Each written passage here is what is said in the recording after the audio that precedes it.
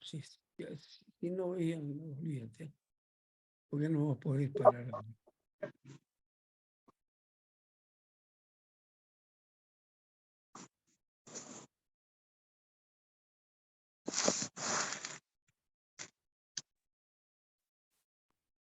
Listo. Y haciendo los ajustes ya, el buque está listo para zarpar. Muy bien. Bueno, damos inicio entonces, dándoles la bienvenida a los amigos de siempre y a los nuevos amigos también, en este esfuerzo de hacer los Ateneos para divulgar nuestra historia.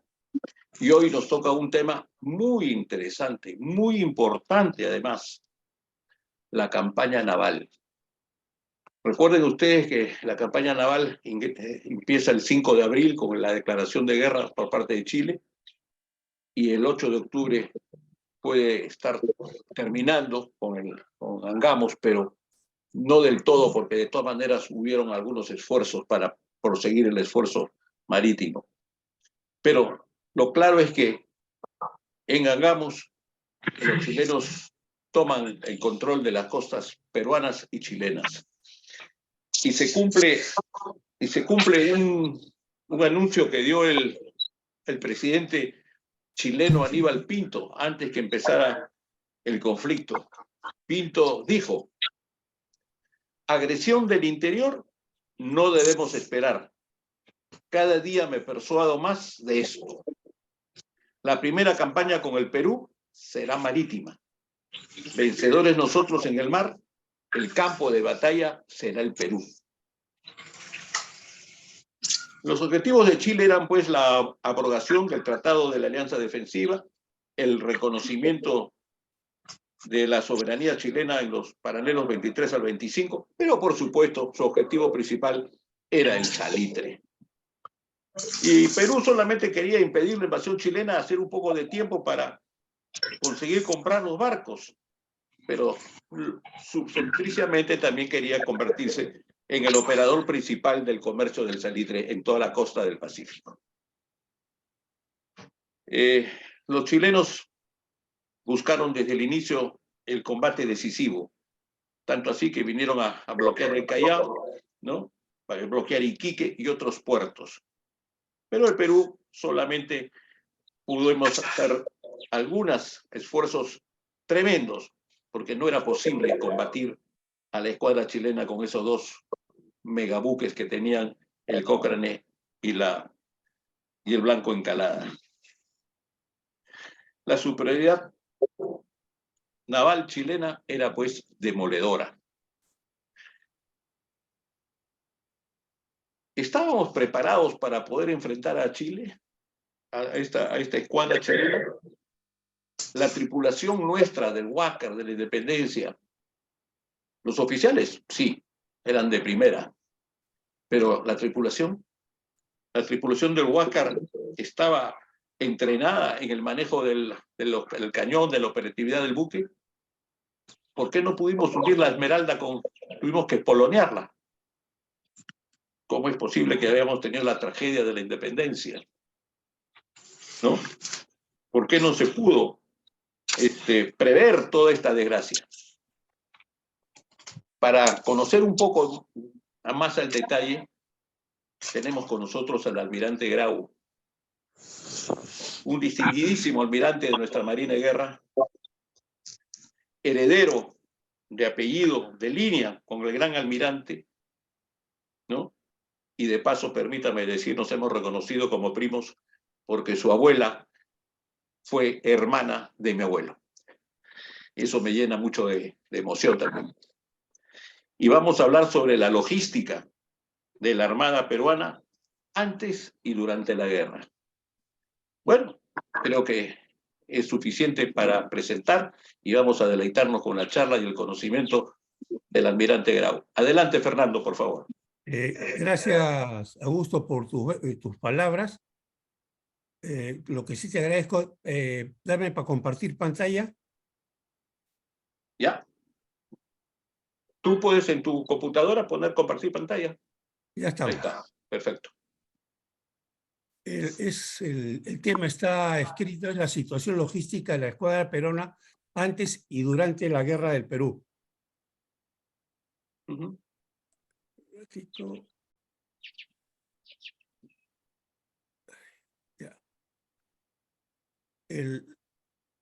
Empezamos con el estado de la escuadra. Quiero hacer presente que la guerra en el mar es completamente diferente a lo que es la guerra en tierra. Desde los tiempos de la conquista, el mar ha sido y seguirá siendo la primera línea de defensa del Perú. Es necesario tener el dominio del mar. Después de tener el control del mar, el 20 de agosto de 1820, zarpó la escuadra libertadora con bandera chilena. Ojo a eso. Arribando el 7 de septiembre a Paracas. Así, en territorio peruano, se dio inicio a la larga guerra de emancipación del Perú. El 8 de octubre de 1821 se crea la Marina de Guerra, siendo su primer comandante general José Martín Guise.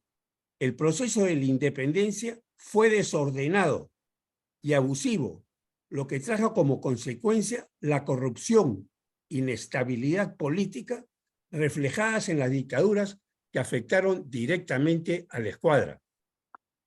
Cuando se rindió Rondil en el Callao el 23 de enero de 1826, se desarmó lo mejor de la escuadra por economía, creyendo que el Perú y los demás países de América se habían convertido en un paraíso. Al retiro de Bolívar del Perú, los vemos inmersos en nuestro primer conflicto armado con la Gran Colombia en julio de 1828. Fue necesario recomponer la escuadra. Se llama nuevamente al servicio al almirante Guise, quien falleciera a bordo de la fragata Libertad el 22 de noviembre en el combate de Guayaquil. La guerra terminaría en el 29. Ojo, 50 años antes de la guerra. Al retiro de Bolívar del Perú, lo vemos inmerso. La Confederación Peruano-Boliviana fue inspirada y encabezada por Santa Cruz.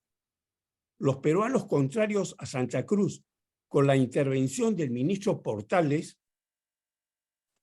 de Chile, arrastraron a esa nación a una guerra contra la Federación. El gobierno de Chile consideraba una amenaza las intenciones expansionistas. Al poco tiempo, Chile declara la guerra al Perú, a la Confederación, y formó junto con tropas peruanas contrarias a Santa Cruz el ejército restaurador. El objetivo, destruir la Confederación. Hubo incursiones tanto en aguas peruanas como chilenas.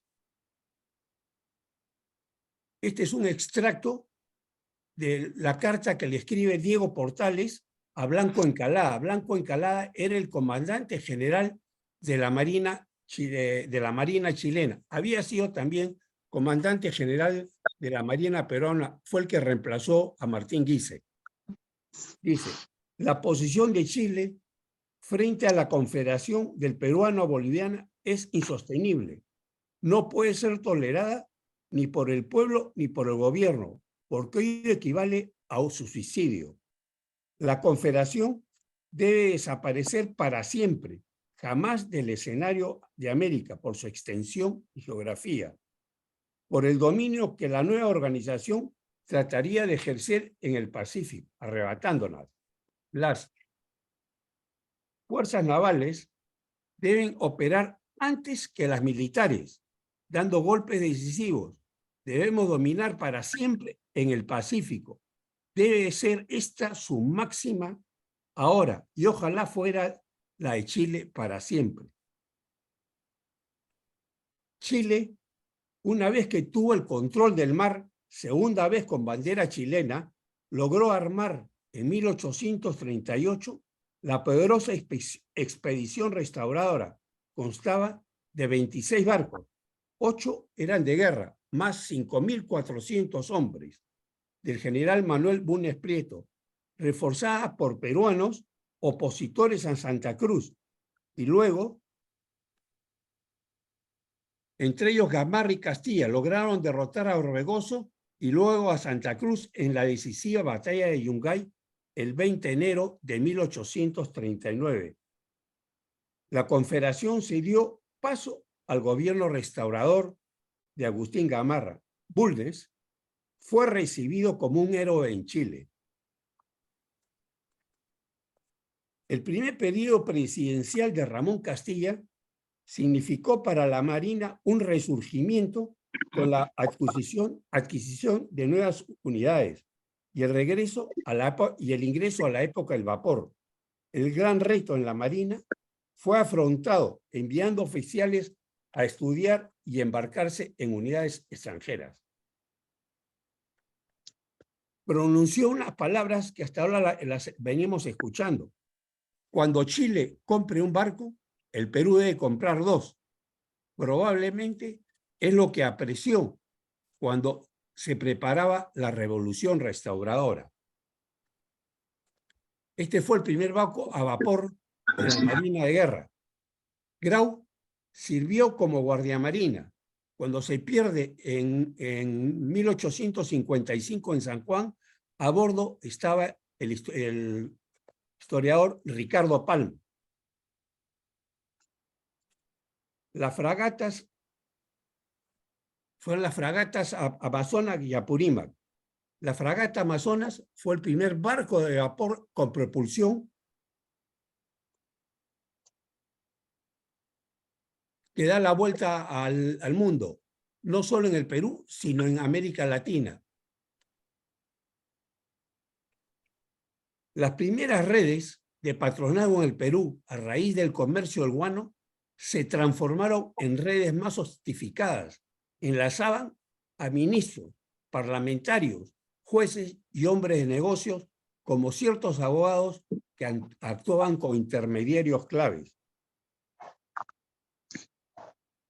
En agosto de 1862 se tomó conocimiento que había zarpado de Cádiz con rumbo a América del Sur una división naval. El propósito, plantear reclamos en particular al Perú respecto a la deuda contraída en el acta de capitulación de Ayacucho y la defensa de los intereses los súbditos ciudadanos españoles en el Perú. Esta noticia alarmó al gobierno del general San Román, solicitó al Congreso facultades extraordinarias, entre otras, para fortalecer a la Marina, que no podría contrarrestar a la división española. El Congreso se las negó. Cuando el general San Román fallece, Peset asumió el mando tras regresar de Europa. La división naval española arribó al Callao el 10 de julio de 1863. El gobierno del presidente Peset toma sus precauciones y ordena reforzar la Armada peruana. Envía una comisión entre la que estaba Grau y Aurelio García con precisas instrucciones a Inglaterra para adquirir modernas unidades que permitieran reforzar a la escuadra para hacer frente a la agresión. Estamos hablando de 15 años antes de la guerra. Se adquieren los buques, la fragata blindada Independencia de 2.000 toneladas, el monitor Huáscar de 1.200. En Francia, las corbetas Unión y América, esta última se perdió en el maremoto en 1868 que afectó al puerto de Arica. La flota española, asimismo, fue reforzada con las fragatas Blanco, Berenguela y Vía de Madrid, a las que siguió el temido blindado Numancia, en su momento el buque con más potente o más fuerte en el mundo. Peset, ante las presiones españolas, asume su responsabilidad política y sin los medios armados, especialmente una escuadra, debido a que se ponía en riesgo la seguridad del país, nombra al general Manuel Vivanco como ministro plenipotenciario. Ante el jefe de la división española, para llegar a un acuerdo pacífico del conflicto. El resultado de estas negociaciones concluyeron el 27 de enero del 65, con la firma del conocido por todos como Tratado Vivanco-Pareja. Al conocerse de este tratado, el presidente del Senado, el mariscal don Ramón Castilla, increpó al presidente la suscripción del infame tratado. El coronel Mariano Ignacio Prado lidera un movimiento revolucionario en Arequipa, cuyo manifiesto repudiaba el tratado Vivanco-Pareja. El coronel Balta se subleva en el norte, consideraba también una traición la conducta de Peset con los españoles. La escuadra, en esta guerra civil, una de las tantas guerras civiles que tuvimos, se divide en dos. Las corbetas recién llegadas están del lado de la revolución. A fines de septiembre del 65 se da la declaratoria de guerra contra España. Los buques españoles intensificaron el bloqueo. El bloqueo es el primer acto que toma cualquier armada en una guerra, es decir, para evitar que entre o salga el comercio o cualquier buque de un país con el fin de ahogarlos económicamente. A finales de noviembre del 65, Prado asumió el gobierno. Suscribe con la República de Chile la alianza defensiva para combatir a las fuerzas navales españolas. El 13 de diciembre anunció la ruptura de las relaciones con España. Posteriormente se adhiere el Ecuador, Colombia y Bolivia. A fines del 65 se formó la División Naval Peruana, integrada por las fragatas Amazonas y Apurímac y las corbetas América Unión y Unión. Que zarparon a orden del capitán de navío Manuel Villar Olivera. Formaron una división naval aliada con los buques chilenos Esmeralda, Covadonga y los transportes Lautaro y Maipú. El comando de la fuerza, de acuerdo a lo estipulado en el Tratado de la Alianza, lo asumió el capitán de navío Juan Wilder Rebolleo con su insignia en la Esmeralda. El fin era esperar en los estratégicos canales del sur al Huáscar y a la Independencia, que venían desde Inglaterra para formar una fuerza capaz de oponerse a los españoles. Entrando a los canales en el sur, la fragata Amazonas, con práctico chileno a bordo, se varó en la playa de Punta Quinqué.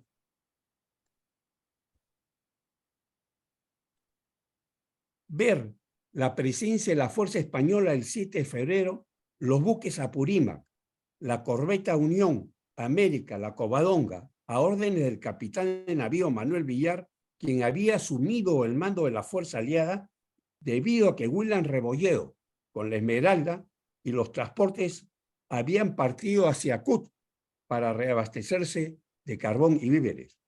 Aptao fue una victoria. Los españoles tomaron conciencia que la fuerza que enfrentaban no era de inexpertos.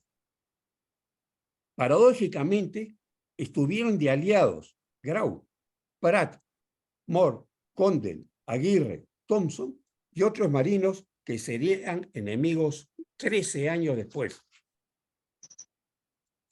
En represalia y siguiendo los planes trazados de castigar a las antiguas posesiones, bombardean el puerto de Valparaíso el 31 de marzo y pusieron rumbo al Callao.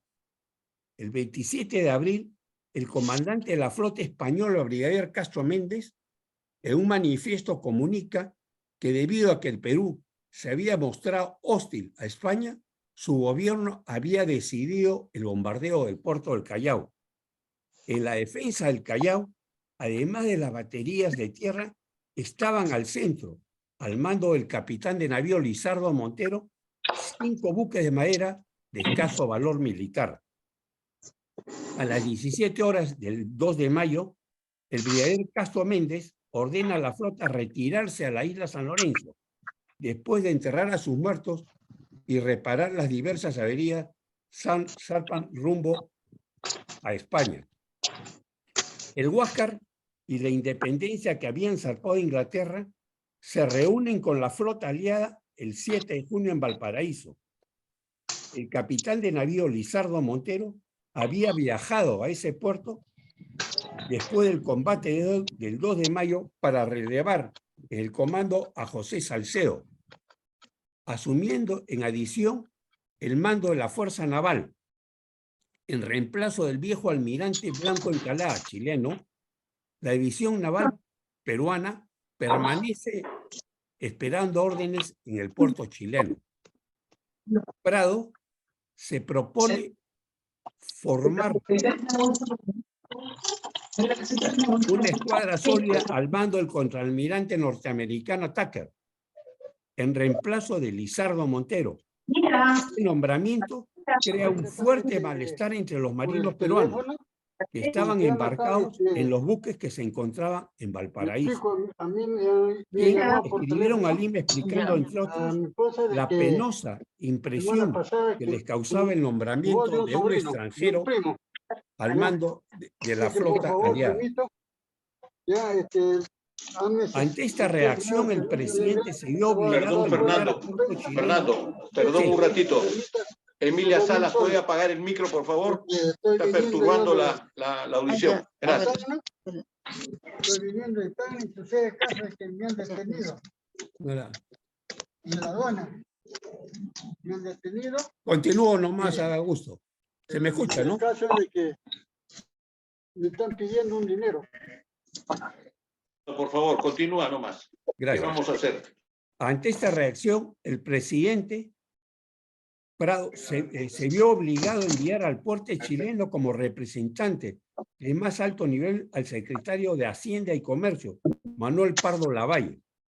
Cuando este llegó, 33 oficiales dejaron su buque y se embarcaron de retorno al Callao. A su arribo, se les recluyó en la isla San Lorenzo bajo los cargos insubordinación, deserción y traición. El 13 de febrero, el Consejo de Guerra absuelve por unanimidad de votos a todos los enjuiciados, poniéndolos en libertad conforme a lo especificado en las ordenanzas navales y disponiendo el archivamiento del caso. Esta es una época de gran inestabilidad política. Estamos hablando de 13 años antes de la guerra. Durante el gobierno dictatorial de Prado quedaron expuestos varios graves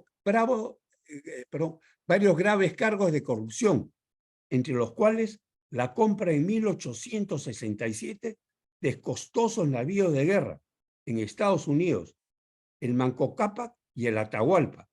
La Marina estaba en contra de esta adquisición.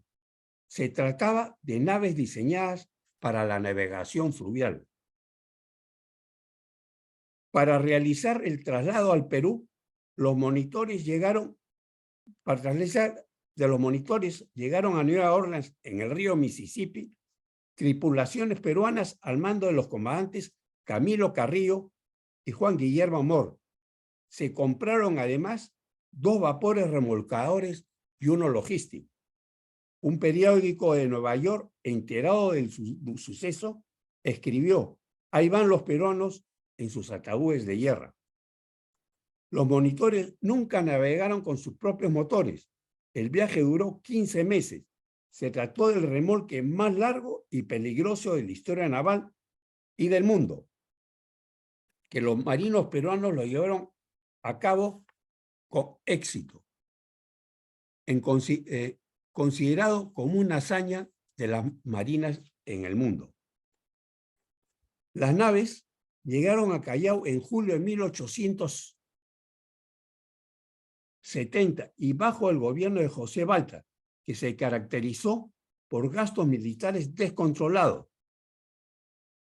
El ministro de Economía Nicolás de Piérola, hijo del ministro de Hacienda durante el corrupto gobierno de Echenique, llevó al país al borde del desastre financiero con la forma de numerosos contratos para la exportación del guano, la obtención de cuantiosos préstamos extranjeros y la construcción fastuosa de obras públicas de dudoso origen, recorriendo excesivamente en el endeudamiento, como el contrato formal y exclusivo con Dreyfus, agente financiero y contratista del guano.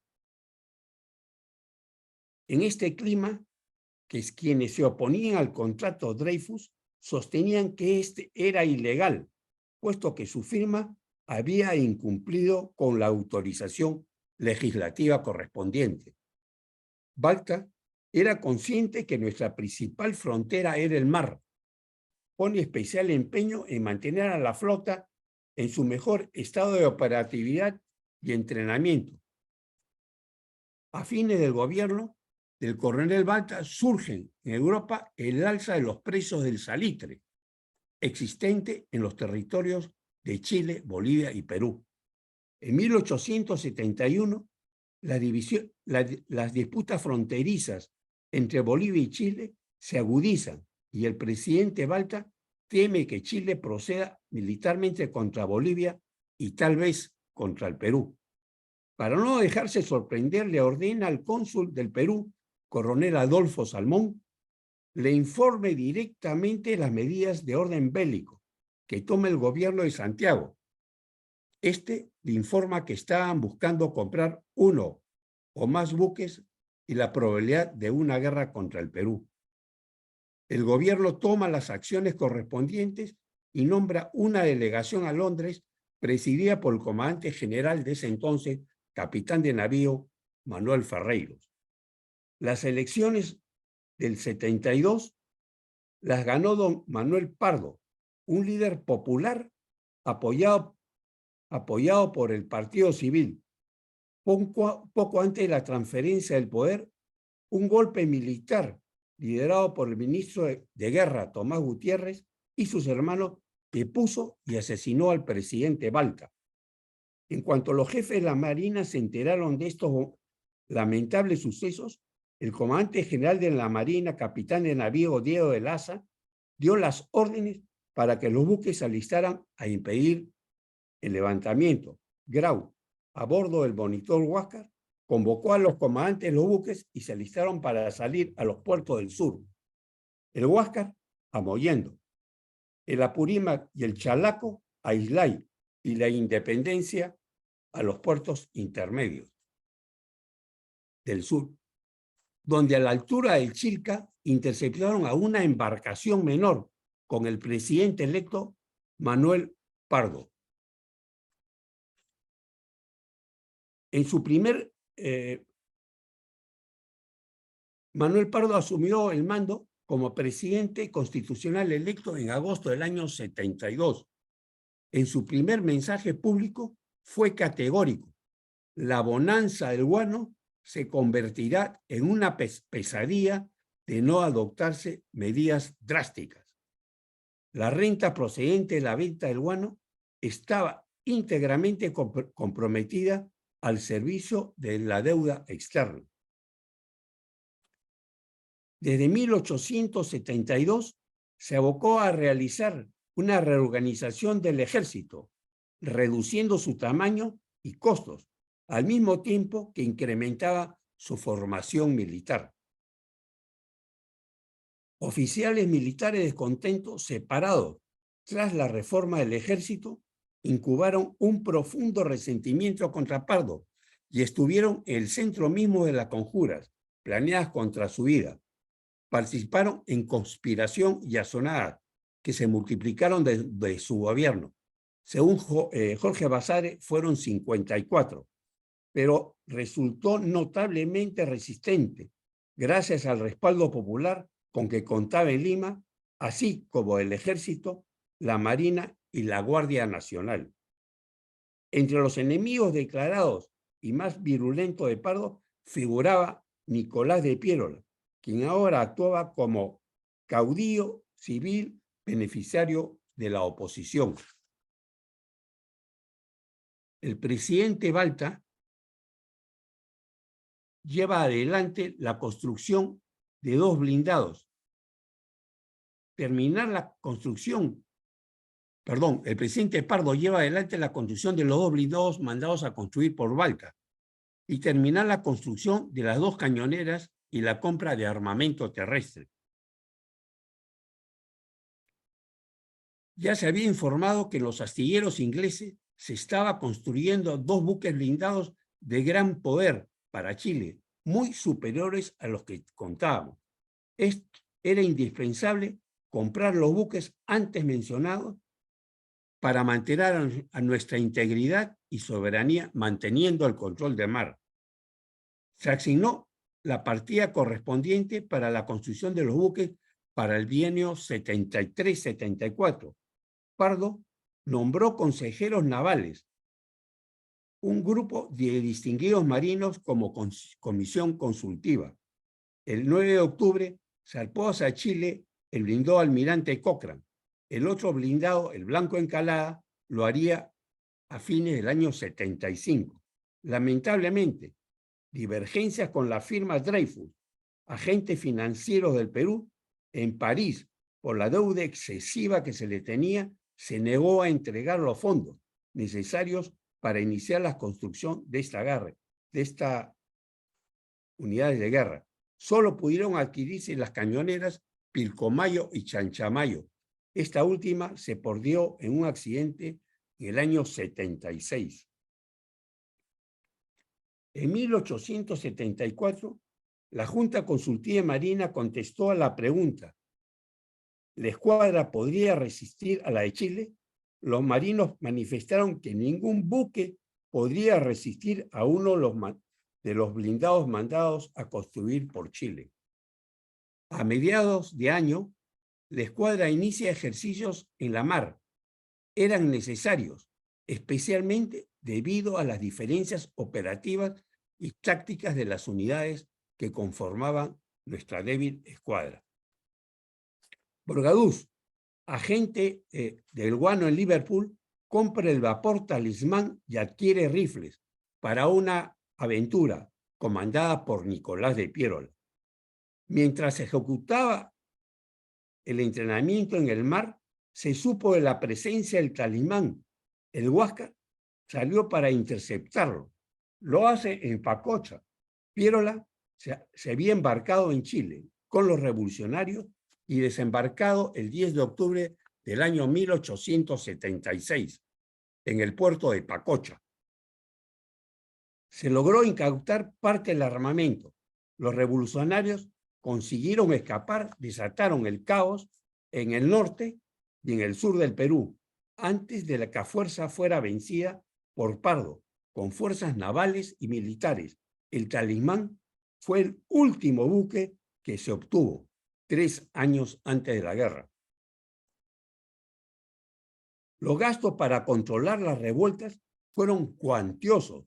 El presidente Mariano Ignacio Prado encontró al país en plena crisis económica y financiera.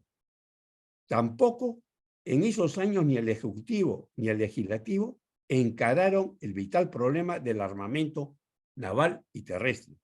Para estas elecciones, Lizardo Montero, Camilo Carrillo y Miguel Grau fueron elegidos por el Partido Civilista, el primero como senador y los 2 restantes como diputados, con la finalidad de que, aparte de cumplir sus funciones como parlamentarios, defendieran los intereses de la Marina. A principios del año 77, el diputado Grau solicita licencia al Congreso por 2 meses para viajar a Valparaíso. Lo acompañan sus 2 pequeños hijos, a fin de traer los restos de su padre y ver los preparativos de Chile para una posible guerra. A su retorno, le informa al presidente Prado lo que observó en Chile, en especial sobre los blindados que ya se encontraban en Valparaíso. Desde 1875. En mayo del 77, un grupo de oficiales se sublevaron a bordo del Huáscar en otro intento revolucionario de don Nicolás de Piérola. El comandante general ante las repercusiones políticas, tuvo que renunciar. En su reemplazo, fue nombrado comandante general Miguel Grau. En enero del 78, elevó al Supremo Gobierno su memoria sobre el estado de la Marina. Este documento es el que me ha servido para conocer el estado de la escuadra, que veremos más adelante. En julio, renuncia a la comandancia general y retorna a sus labores como parlamentario, donde defiende y solicita los medios económicos necesarios para recuperar en el menor tiempo posible la escuadra, ante la posibilidad de una inminente guerra con Chile. La memoria fue archivada en la sesión del 11 de septiembre de 1878, asumiendo la grave responsabilidad histórica frente al conflicto armado que se dio 8 meses después. El expresidente Pardo, en ese entonces presidente del Senado, fue asesinado al entrar al Congreso. Afectó mucho a la oficialidad de la Marina y del Ejército. El estado de la escuadra. De un párrafo. De un tiempo atrás, la Marina de Guerra no ha hecho adelanto material alguno. Lejos de esto, su importancia ha desmerecido mucho, pues siendo nuestros principales buques construidos en una época que el blindaje y la gruesa artillería hacían sus primeros ensayos, han quedado muy atrás de las poderosas naves de guerra que se construyen al día. Agrega luego Grau en su memoria. Llamando la atención a la preferente atención del gobierno acerca de cuánto afianza una buena escuadra. Los intereses, la tranquilidad y soberanía de la nación, y que a pesar de que conoce la aflictiva situación del Estado, cree su deber resaltar la urgencia de que se proceda a reforzar la escuadra con los buques necesarios. Además, en otro párrafo de su memoria dice: la Comandancia General del Departamento Marítimo, que es llamada a tener el mando militar de la plaza, ha sido subrogada completamente en esta por la autoridad política.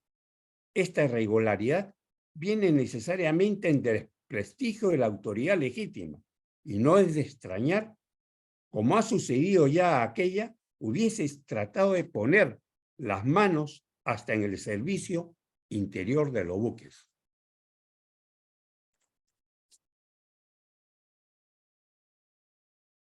Personal de la escuadra, jefes, en número suficiente, bien preparados, con experiencia y con antecedentes óptimos. Oficiales, hubo necesidad de llamar al servicio activo a los que estaban en retiro, antecedentes óptimos. Guardia Marina no existían. Por haber suprimido la misma, tuvo que recurrirse a los cadetes de la Escuela Naval para darles el título. Ingenieros navales, mayormente extranjeros, contratados de buen nivel profesional. Cirujanos, son contratados. Su presencia era de primer orden. De sus deberes facultativos contribuyeron en la conservación y estado de la moral de la marinería. Oficiales de mar y marinería son en la mayor parte extranjeros. Solo 1/3 aproximadamente son nacionales. Aprendices de marina nacionales. Cabe anotar, no es parte de la memoria, que la gran mayoría de oficiales, entre ellos Grau, Carrillo, Montero y oficiales de mar, que se encontraban en retiro por razones diversas, se enrolaron en la escuadra. La factoría naval, lo que hoy día podríamos llamar el CIMA, no dependía directamente del Departamento de Marina. Buena calidad técnica y disposición de oficiales a su cargo, pero los trabajos se han efectuado pero con atrasos e irregularidades provenientes de la falta de fondos y repuestos.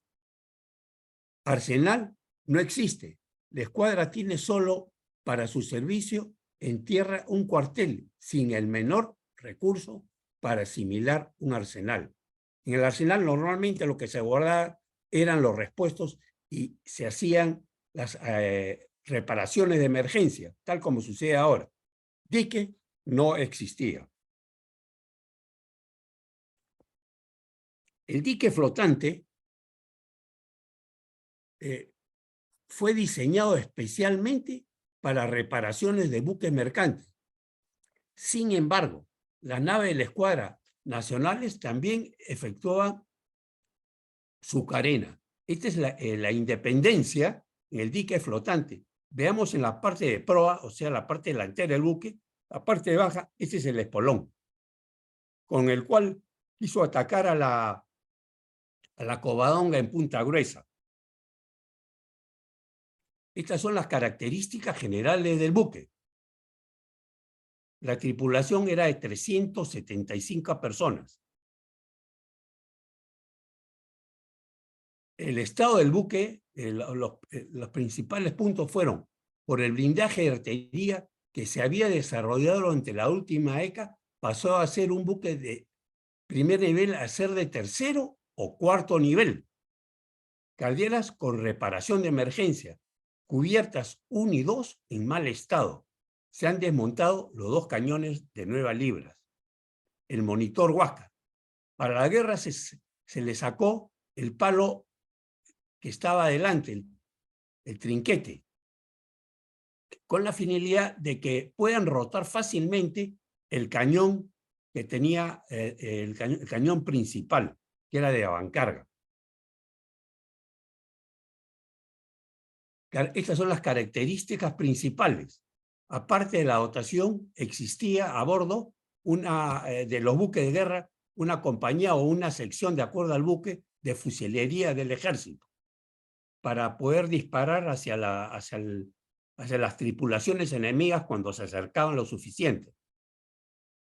El Huáscar, desgraciadamente es la mejor foto que he encontrado, pero es el Huáscar en Chile en este momento, con el dolor de mi corazón la pongo, para poder explicar cuál cosa es el espolón. Este es el espolón. Y esto fue lo que pasó en el combate de Iquique. Al Huáscar, al no poder dar en el primer tiro en el blanco, lo que hacían era inmediatamente atacar con el espolón. Y eso pasaba. Estos buques disparaban de 7 a 8 tiros a la hora, tanto el Huáscar como el Independencia. Si no daban el primer tiro, lo que tenían que hacer inmediatamente era usar el espolón. El estado del buque en general, por el blindaje y artillería que se había desarrollado durante la última década, pasó a ser un buque de primer nivel a ser considerado de tercer o cuarto nivel. Calderas y cubiertas en buen estado, recién cambiadas, buque en mantenimiento.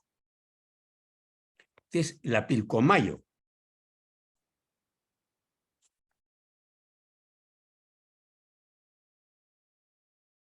Que era una de las cañoneras que sí se pudo comprar en la época de Pardo.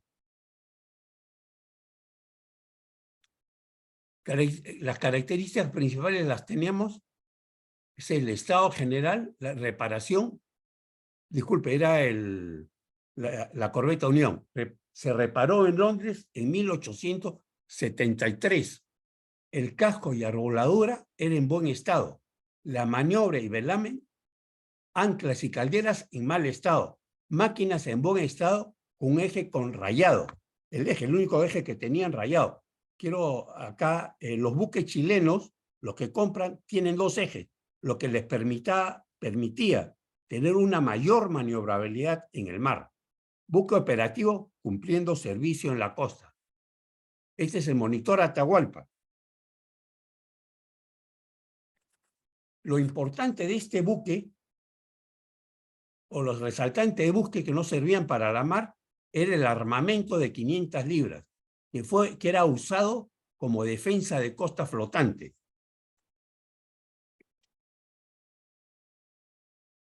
calderas en mal estado, cubiertas en mal estado, máquinas y casco en buen estado. Esta es la Mancocapa, que es la corbeta que está en Arica, con el cual mata al comandante Thompson, que está a bordo del Huáscar chileno. Son sus características iguales que la anterior, en reparación por un incendio ocurrido en 1884, en buen estado de avance, que hará en mejor estado que la fecha que se adquirió. Las máquinas en buen estado, calderas en estado satisfactorio.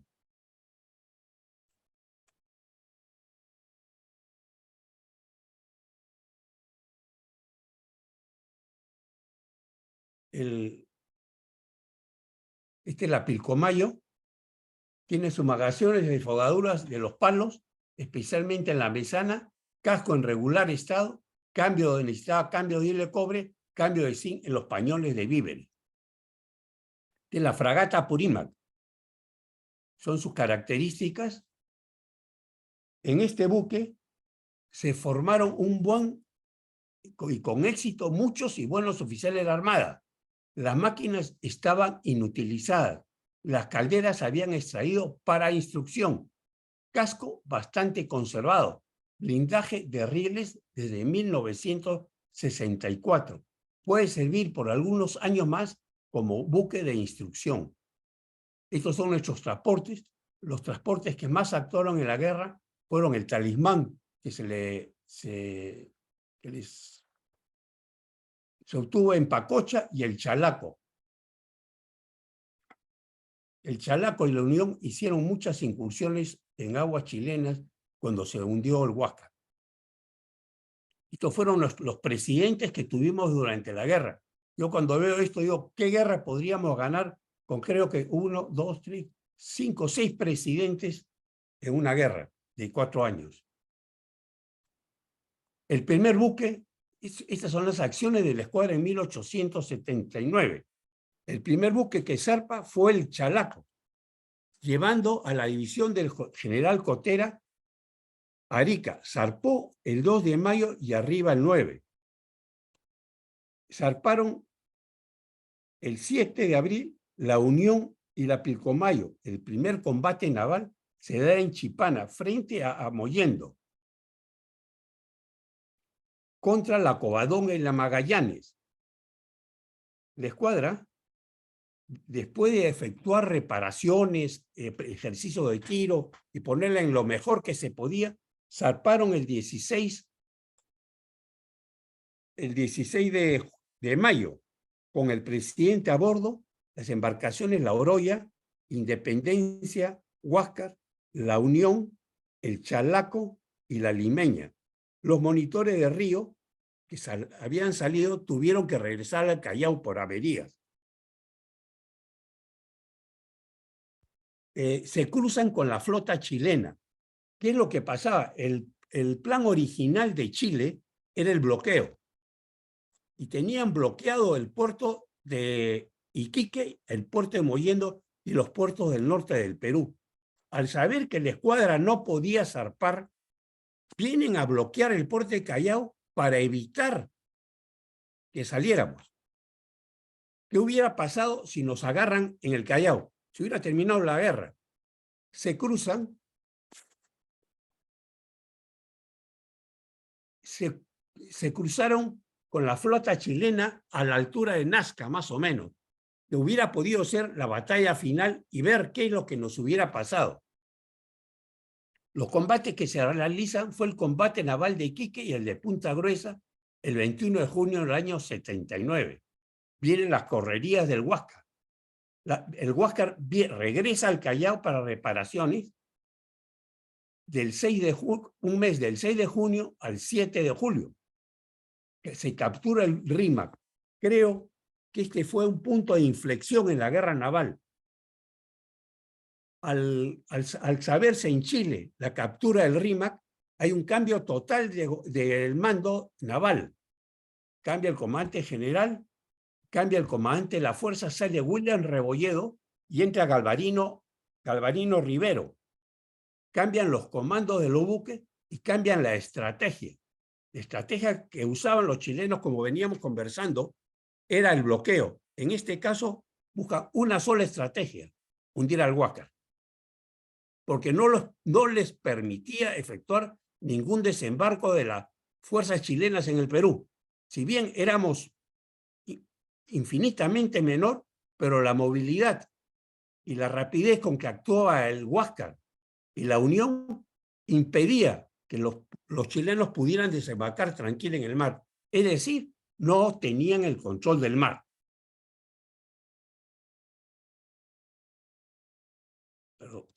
El combate de Angamos se da el 8 de octubre del 79 y es en la fecha que perdimos el control del mar. Recién, el 2 de noviembre de 1879, los chilenos pudieron poner un pie en territorio peruano.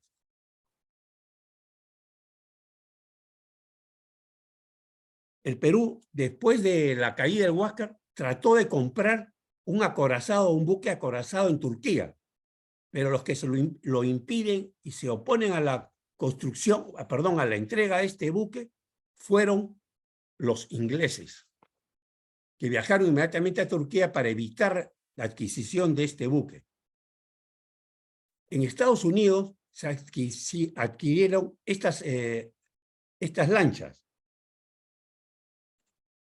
Se adquirieron la Alianza, varada y hundida por su tripulación en Punta Picata el 7 de junio del 80, el combate de Arica.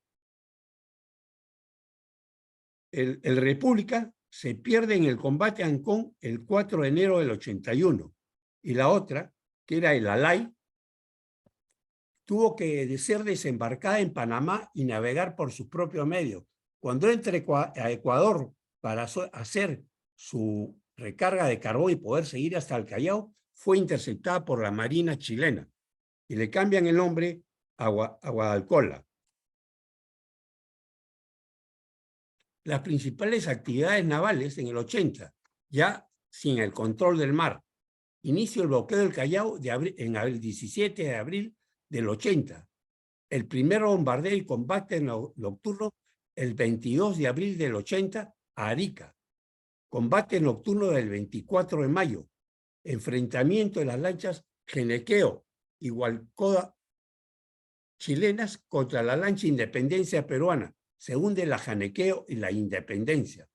El OA fue hundido frente al Callao el 27 de mayo del 80. La Covadonga fue hundido frente a Chancay el 13 de septiembre del 80. Combates nocturnos el 6 y 11 de septiembre entre embarcaciones menores. Destrucción de los restos de la escuadra el 16 de enero del 81. Es decir, un día después del combate de Miraflores. Estos son los puntos donde se dan especialmente las batallas importantes. Arica, Pisagua, donde se embarcan los chilenos por primera vez, Iquique y Punta Gruesa. La distancia entre Iquique y Punta Gruesa podría ser la distancia que habría viendo la bahía del Callao entre Chorrillos, Barranco y La Punta. O sea, muy cerca. Y Angamos, que estaba al sur. Vemos, este es el territorio peruano, el que está rayado es el boliviano y Chile es el que está libre. La mayor parte de las correrías del Huáscar fueron en lo que era territorio boliviano. La fragata, al final, los buques peruanos, ¿cómo quedan? La fragata Independencia se pierde en Punta Gruesa. Como le explicó al principio Augusto, el buque peruano Independencia, al no dar en blanco, trató de embestirlo al Covadonga para poderlo hundir, pero había un bajo que no estaba en las cartas. El buque se varó y los chilenos empezaron a ametrallar a los peruanos. Quiero resaltar un asunto. el comandante del Conde, perdón, el comandante de la Covadonga era Conde. El tío era el comandante general de la Marina peruana. El monitor Huáscar fue capturado el 8 de octubre de 1879 y repotenciado en Chile. ¿Qué es lo que primero que le hacen? Es cambiarle el armamento principal. Le ponen nuevos cañones. Lucha con bandera chilena. El Manco Cápac se perdió, como dijimos, en el combate de Arica. El Atahualpa, inutilizado en el Callao, se hunde en enero y reflotado por los chilenos, con la finalidad de utilizar el cañón de 500 libras como defensa de costa. La corbeta Unión se hundió el 16 de enero del 81. La Pilcomayo fue capturada por los chilenos en noviembre, después de fuerte resistencia del buque. Trató de autohundirse, lo abordan y participó el resto de la guerra con bandera chilena. Los buques mercantes, el Chalaco, casi todos los buques mercantes se hundieron el día siguiente de la batalla de Miraflores. El Rímac, que le capturamos a los chilenos, también fue hundido el 17 de enero y reflotado por los chilenos, pienso, más que nada por amor propio. Los transportes cumplieron con el rol fundamental su rol fundamental, actuaron en incursorios en territorio enemigo y transportaron armamento y municiones desde Panamá, que era el único sitio donde podíamos llegar, porque al no tener el mar, haber arreglado Chile, como lo dijo en su momento Aicardi, con Argentina y con Brasil no teníamos de dónde recibir armamento. Y la única forma que tanto el ejército de tierra como el ejército naval podía recibirse era por mar. Chile nos había quitado el control del mar. Las tropas transportaron del norte y del centro al personal hacia el sur. Ya para ir terminando, la escuela naval, en la situación en la cual se encuentra en la actualidad, en la cual se encuentra en la punta, fue construida en 1915. En el año 1900, entre el 15 y el 18, fue recuperado el palo de la Unión. Fue puesto en el ingreso de la Escuela Naval para darnos a todos los marinos y a todos los que ingresan a la Escuela Naval un mensaje que debemos mantener al Perú y respetar a nuestros héroes y mártires y defensores de la patria del ayer, hoy y del siempre. Muchas gracias. Gracias, Fernando. Interesantísima tu charla. Pero claro, al escuchar todos los pormenores del tiempo, de la evolución, me aborda un sentimiento de depresión, de tristeza, ¿no? Caray, no hay nada que hicimos bien en esta guerra, por Dios. Hechos heroicos, sí, por supuesto, pero concepción política, militar, 0.0 balas. Bueno, hay algunas algunas preguntas acá que están escritas. A ver, vamos a ver. Juanito. Sí. Juan, adelante. Juan, adelante. ¿Yo? Tú levantas la mano. Sí, levanté. Ya. Perdón, pensé que habías levantado la mano. No, acá yo dice... levanté la mano. No sé quién más ha levantado. Mira, aquí hay una acotación que dice que el intento de adquirir el blindado turco Feth Bulent fracasó tras la intervención en Estambul de los agentes chilenos Alberto Blest y Luis Lynch. Sí, yo he leído las memorias de Alberto Blest y realmente cómo hubiéramos querido tener un diplomático de la talla de este señor Blest. Hizo genial el bloqueo de cuanto intento peruano había en Europa. Y se preocupó sobremanera de que el gobierno chileno honrara sus deudas, a diferencia del Perú, que tenía la fama, ya venía con la fama de la deuda que teníamos con Dreyfus, de ser pues unos, en criollo, buenos perros muerteros. Y así, si hubiéramos pagado, los ingleses nos hubieran dado lo que hubiéramos querido, porque plata en mano, barco en el Callao. No había plata, no hay barcos. Pero no es que el Estado inglés per se quisiera haber ayudado a los chilenos. Ellos eran negociantes y nada más. Nosotros no cumplíamos, pues, salvo mejor parecer. No cumplimos nunca con nuestras obligaciones, ¿no? En ninguno de los gobiernos. Exacto. Por lo menos en los últimos gobiernos no se llegó a cumplir con las obligaciones. Exacto. Ahora, el Perú era de su fundación, de la independencia, que fue muy desordenada. Nos vinimos de guerra civil en guerra civil, más que nada por el control económico entre Vivanco, Castilla, Gamarra, Peset, Prado, todos los que estuvieron en el gobierno. Así es. Sí, Hugo, adelante. Hola, buenas. Ante todo, agradecer al expositor por tan brillante exposición sobre lo que ha sido la historia de la Marina de Guerra hasta la catastrófica caída de esta, pues, en octubre. Bueno, como chalaco que soy, tengo entendido que el buque de transporte que le llamamos Chalaco, entiendo que inicialmente su nombre era Callao, pero quizás por decirlo Callao, la gente decía, no, el Chalaco, y quedó con ese término. Y estuvo creo que al comando de Sánchez Lagomarsino, que fue el que hizo, creo, los transportes, el avituallamiento a todas nuestras tropas del sur, y que le encargaron incluso a él, en este caso Pierola, la misión de romper 2 veces el bloqueo de Arica, a bordo de una nave de la Unión, ¿verdad? Entonces, bueno, otro tema es lo que usted acaba de decir, ¿no? Qué pena que los peruanos no aprendamos nada de la lección, ¿no? 13 años atrás, con la guerra con España, estuvimos en la misma circunstancia buscando buques aquí o acullá.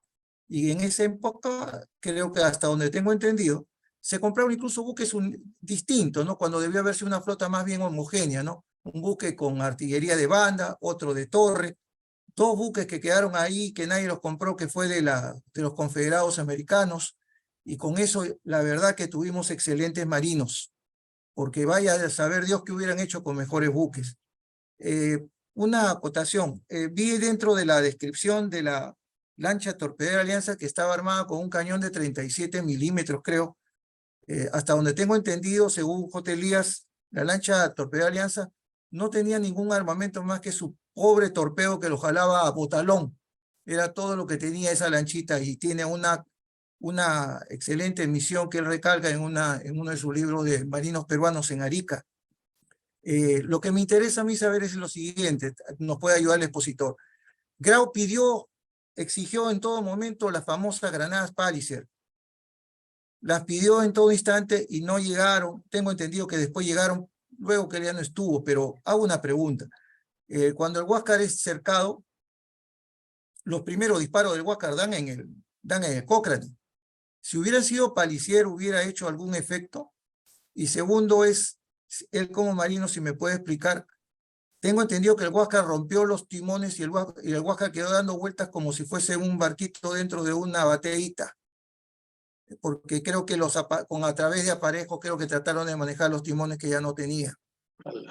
Hay mucho para hablar, pero lo dejo ahí nomás. Muchas gracias por la atención. Está la pregunta. La primera, Sánchez Lagomarsino no era comandante de la Unión, sino era Villavicencio. Perdón. Sánchez Lagomarsino estaba con More en la Independencia.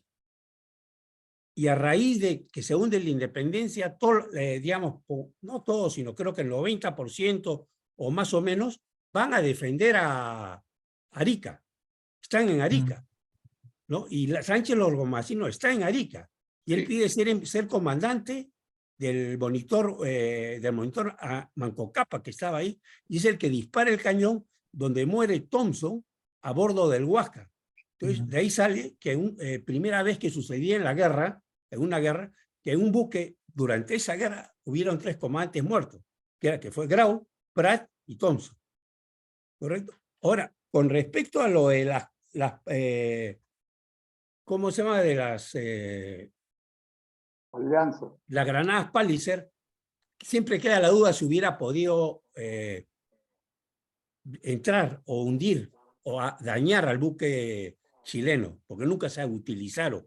La gran diferencia que habían en estos buques era primero el blindaje que traían los buques chilenos, cañones mucho más modernos, con mayor régimen de fuego, y tenían las dos hélices, como lo dijimos en antes, los que les permitía maniobrar. De acuerdo al diario de bitácora del Huáscar, cuando salen de Arica, porque salían a interceptar dos buques mercantes y se encuentran con la flota chilena, porque habían preparado todo un plan para capturar al Huáscar. Inclusive a Grau, los ingleses le dan otra información.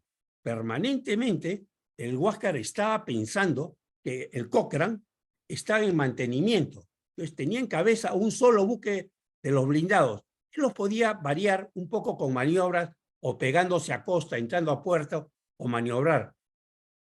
Como digo, en el buque, en el diario de bitácora, está escrito 2 veces antes del 8 de octubre se malogra la máquina. O sea, navegando hacia el 8, digamos, hacia Angamos, tienen fallas en las máquinas. Probablemente el buque haya quedado al nivel, porque fue atacado por todas partes, ¿no? Y no tenía dónde salir. Ahí es que le ordena a la Unión que salga y se vaya. Hay gran, digamos, inclusive hubo un juicio contra Aurelio García por abandonar el comando, digamos, abandonar el sitio de batalla. Salió libre más adelante, no hay todo un capítulo al respecto. Pero no sé si con las granadas hubiera sido mejor. Por lo menos creo que se los hubiera hecho un daño.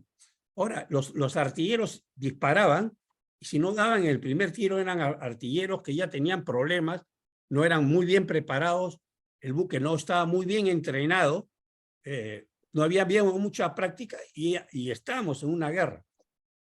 A diferencia, como dije al principio, Chile acaba sus problemas en el 30. Y sí se prepara como marina de guerra, sí se prepara como unidad militar, como un ejército. El Perú, no. El Perú era una marina revolucionaria que combatíamos entre nosotros. Igualito que era un ejército. Y lo que sucedía era lo siguiente. Perdía un gobierno, llamémoslo así, perdió Vivanco, todos los vivanquistas se fueron a la calle. O perdió Castilla, o perdió Gamarra, o cualquiera de los que estuvieron en alguna guerra civil, se iban a la calle y después regresaban. Pero para la guerra con Chile, si todos no interesaba el color político, o no había color político, el color a quién representaban o a quién eran leales, y se unieron en la Marina. La Marina, como digo, muchos oficiales de mar, personal, técnicos que estaban en retiro, porque el buque se había quedado vacío, estaba con menos de 1/3 de dotación, de acuerdo al informe de Grau en su ¿cómo se llama? En su memoria, 8 meses antes de la guerra. No sé si hubo respondo. Ahora lo del chalaco y caída para mí es una novedad eso. Yo siempre lo conocí como chalaco, ¿no? Inclusive es llamado chalaco permanentemente. Esta larga, Gracias. esta larga lista de desaciertos, de desconciertos previos a la guerra, merecería, ¿no?, un juicio de la historia, un juicio de los responsables. ¿Quién es el responsable o quiénes fueron los responsables y qué negocios hubieron para remolcar más de un año a 2 pontones que venían de Río? Por el amor de Dios, eso no tiene nombre. La historia no conoce responsables de esa tremenda tragedia de comprar esos adefesios. Leo también en este libro de Arosemena que el señor Dreyfus, dice Ferreiros, que estaba ahí en Londres, le contesta al ministro de Estado en el despacho de guerra: el señor Dreyfus me ha contestado que no puede prestar los fondos, porque los arreglos hechos en Lima por el Ministerio de Hacienda y que terminan los fondos con ese objeto deben aplicarse, pero no como debieran, y que la Casa de Distrito que se haga un nuevo convenio. No quería saber nada con nosotros. O sea, ¿qué negociadores son esos? La historia no los ha castigado. Hay que castigar a todos estos responsables, por Dios. En fin. En el primer caso, que ese Cosetrán es Prado, y hay un juicio El juicio está en el Congreso, el Congreso lo enjuicia, pero la misma velocidad de los cambios políticos, 13 años antes de la guerra, los movimientos políticos queda fuera, no se continuó y como tú dices, Augusto, no se conoce en la historia. Sí. ¿No? Fue un viaje tremendo, tremendo.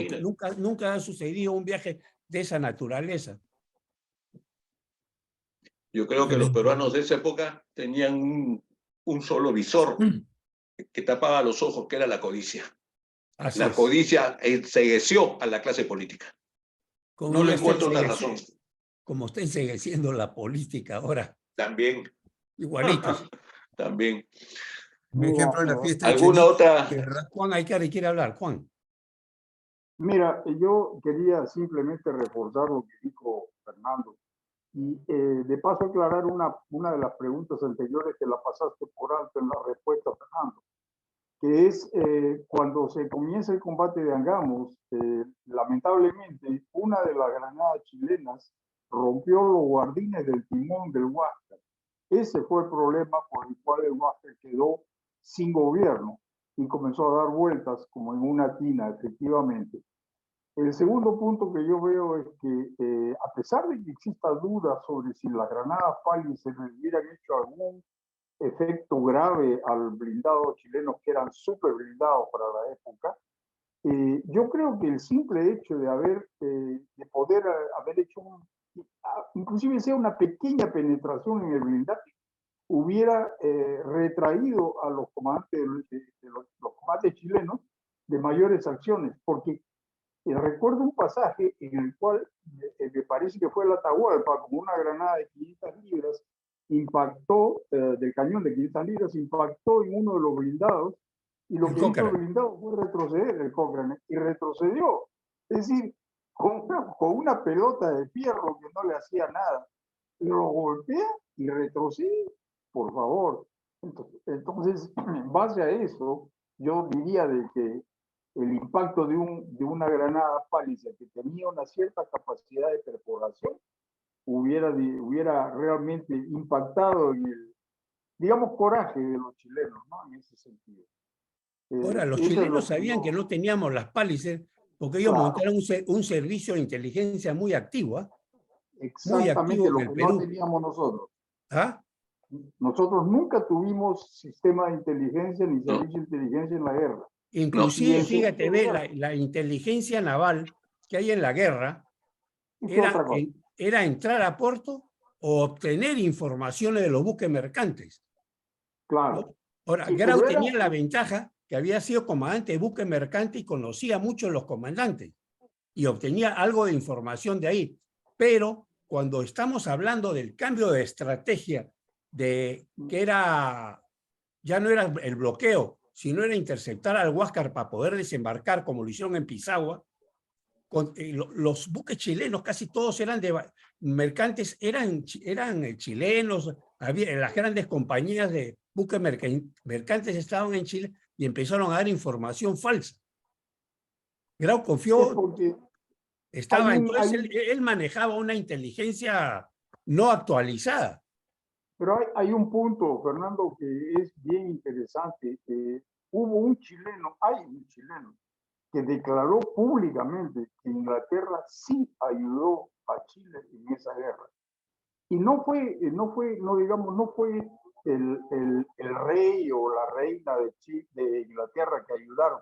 Lo que pasa es que las inversiones inglesas en Chile por efecto del guano y del salitre era lo que mandaba en la época. Entonces, todo el grupo de economistas, de financistas que estaban en Inglaterra, que eran ingleses, inclusive el rey del salitre era inglés, ¿no? Eran los que presionaban a la corona para que se hicieran todas las acciones contra nosotros.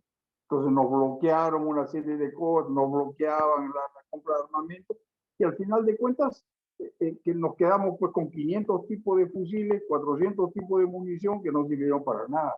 Ahora, hicieron Juan, ayudarnos en la derrota. Fíjate, te explico. No nos olvidemos que en esa época estaba en el gobierno de Chile, en el gobierno de Inglaterra, la reina Victoria. Y fue en esa época que se creó el imperio más grande que ha existido en el mundo, ¿no? Y el guano y salitre, como tú lo dices, eran importantes. Uno para, digamos, como abono y el otro como la pólvora, que lo usaban como pólvora. Lo importante aquí era que, ¿cómo se llama? Que, tal como lo has explicado muy claro, eran intereses comerciales, más que intereses de país. Porque ellos habían invertido en Chile, habían invadido Bolivia el 14 de febrero, habían copado las fábricas ahí y el Perú era una amenaza para ellos. Que es por ello que se decide la guerra, y es lo que la tenía muy claro Pardo desde el año 72, ¿no? No es la guerra que fue de la noche a la mañana del 72 en la Marina, y tú lo conoces muy bien, Juan, y los oficiales de Marina que estamos acá, ya sabíamos, o ya sabían en esa época la Marina, que entrábamos en guerra sí o sí en cualquier momento. Por eso son las maniobras en el mar, ya que los pocos buques que teníamos, todos eran de diferentes capacidades, diferentes calidades. O sea, a hoy día los buques maniobran más o menos de acuerdo, los juntas de acuerdo a sus capacidades, para maniobrarlos bien. Allá los toquitos eran y no habían hecho prácticas. Y además ahí viene la traición de Pierola. La traición de Pierola es que los ingleses lo arman a Pierola para que le haga la revolución al gobierno de turno. ¿No? Entonces, ya estamos en víspera de la guerra, Juan. ¿No? Entonces, todo eso se va sumando las dos veces, con el gobierno de Pardo y con el gobierno de Prado. Claro. No, es Pierola el que arma eso. Pierola tenía intereses económicos en Chile. Todo el mundo muy grandes. Muy claro, grandes. Entonces, ¿por qué no se le ha dado la verdadera razón de ser a Pierola? Tenemos avenida importante en Lima que se llama Pierola. Todo el mundo se llena la boca con Pierola. Pierola fue un traidor para mí, por lo menos. ¿No? Así es. Pero es la forma que yo pienso, ¿no? Entonces, si él fue capaz de entregar al país, eso para mí se llama traición. Y solamente quería acotar un punto en estos momentos. Da la impresión, simplemente da la impresión, de que estamos regresando a la misma época, porque nosotros los peruanos tenemos un grave defecto, no aprendemos. Entonces, si comenzamos a analizar, tenemos que ver que en este momento hay dos factores importantísimos de geopolítica que están entrando a trabajar, que son el recurso hídrico del Titicaca, el interés primordial de Chile, y el segundo, el interés geopolítico de Bolivia sobre el litio y el acceso al mar peruano, no al mar, digamos, de Bolivia, ¿no? Eso sumándole todos los intereses de la coca, del corredor hacia Colombia, para poder consolidar toda una especie de imperio narcotraficante. Entonces tenemos la base de lo que se llama el socialismo del siglo XXI, ¿no? Entonces, yo llamaría la atención a eso en estos momentos. Y nuestra escuadra en estos momentos, tú sabes, Fernando, nuestra escuadra no está en las condiciones que debería estar. La única cosa que tenemos en bueno es nuestros submarinos, porque si ellos se refuerzan en la superficie, nosotros tenemos que hacerlo por abajo del agua, porque no hay otra forma, ¿no? Nos hemos limitado durante años a comprar buques de segunda mano y no hemos comprado nunca un buque de primera mano, que ahora lo estamos haciendo. Sí. No, nosotros compramos... Pero para no dialogar, quiero leer una anotación acá en el chat que dice: al inicio de la guerra no se tuvo tripulaciones competentes. Esta falta de tripulantes y artilleros fue la que obligó a los blindados peruanos a espolonear a los buques chilenos, ¿no? A recurrir al choque con el espolón.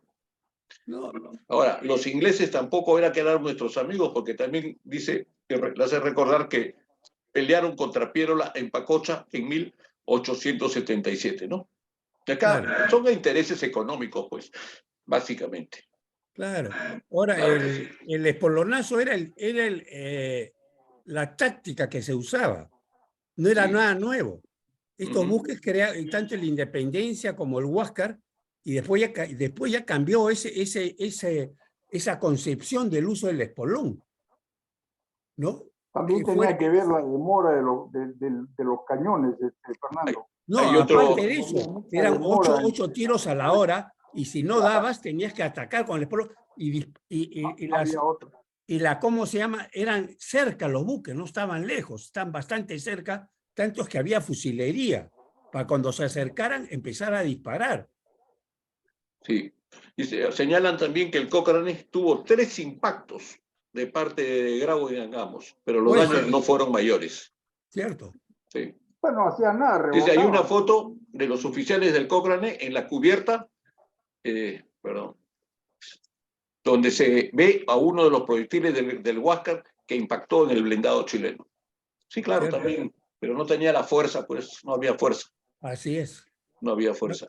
Ahora, el del Huáscar hay que rescatar la oficialidad y la tripulación, Augusto, ¿eh? Porque Grau muere rápido, pero la tripulación sigue luchando. Ese es lo que tenemos que rescatar. Y ahí, pues, a Palacios, etcétera, etcétera.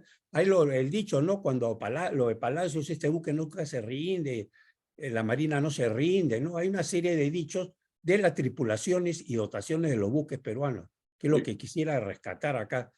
Claro. No, es todo un equipo. El buque es un equipo. Por y supuesto. la Marina es otro equipo. Imagínate que en este momento, con las condiciones de nuestra Armada, nos dijeran, súbete al Huáscar, en las condiciones que está para enfrentar a los chilenos, mis respetos mayores a Grau y a todita su tripulación, desde el primero hasta el último tripulante. Qué valientes. Honor y gloria para ellos, pues. Honor y gloria para ellos. No hay nada que hacer. ¿Alguna otra pregunta, mis queridos amigos? No nos deprimamos, por favor. No nos deprimamos.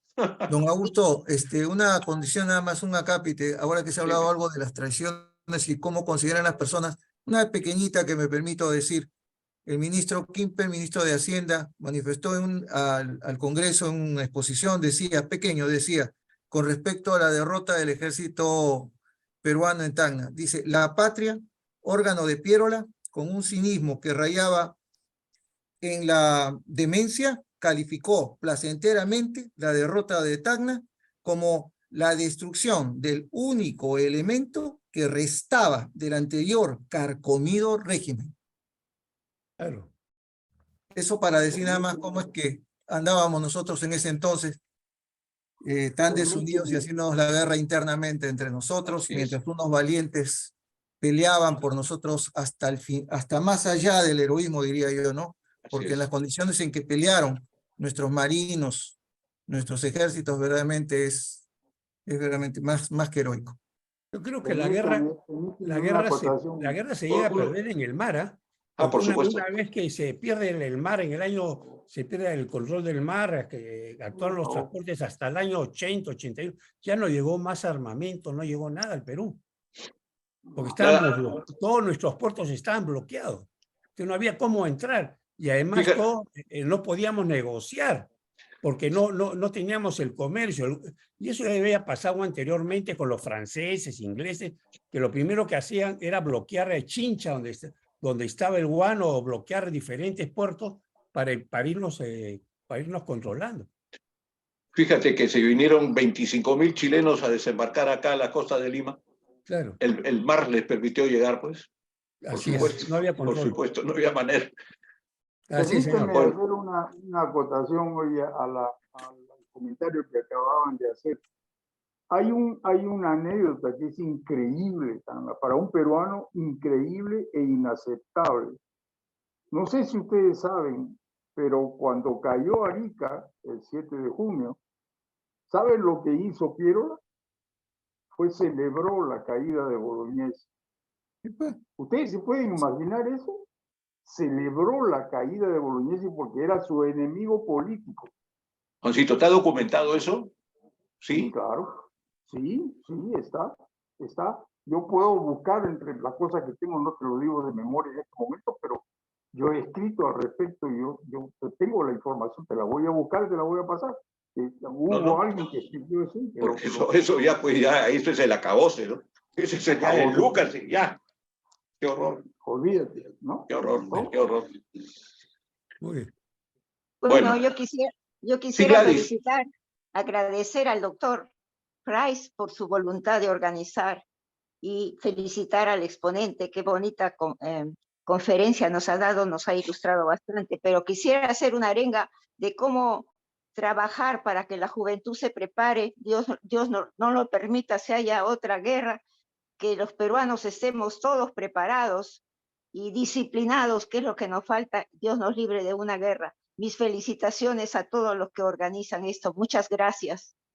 Gracias, señora. Bueno, para terminar, quiero emplear unos minutitos para invitarlos al próximo Ateneo, que va a estar súper interesante también. El sábado 8 de julio. Y dice, Miguel Iglesias ante el Tribunal de la Historia. Ahí vamos a ver quiénes lo apoyaron y quiénes no. ¿Por qué sí y por qué no? Porque él también festejó la caída de Cáceres en Huamachuco. Ay, ay, ay. Es decir, nuestra historia es, pero de mamey. De llorar. Para llorar. A llorar. Bueno, les agradezco muchísimo. Fernando, te reitero mi agradecimiento. Muchísimas gracias, primo querido. Y bueno, y siempre queriéndote ver en estos Ateneos, que es un esfuerzo para que sepamos pues nuestra historia. Y cada uno de ustedes, cuando reciban la invitación, por favor, la mandan a todos sus contactos. Mientras más, mejor. Es un esfuerzo que no todos tenemos que cooperar. Listo. Muchas gracias. Buenas noches. Buenas noches, don Augusto. Hasta luego. Gracias, Huguito. Gracias. Cuídense Chao. mucho. Saludos a Chao. todos ustedes también, amigos. Hasta la próxima. Chao, Juanito. Buenas noches. Chao, Juanito, querido. Chao. Un abrazo. Chao, primo. Nico. Chao, Chao. primo. Nos estamos viendo. Chao. Chao, Augusto. Saludos. Chao, chao. Fernando. Chao, Juanito. Fernando. Nos estamos conversando. Listo. Señor. Finalizar.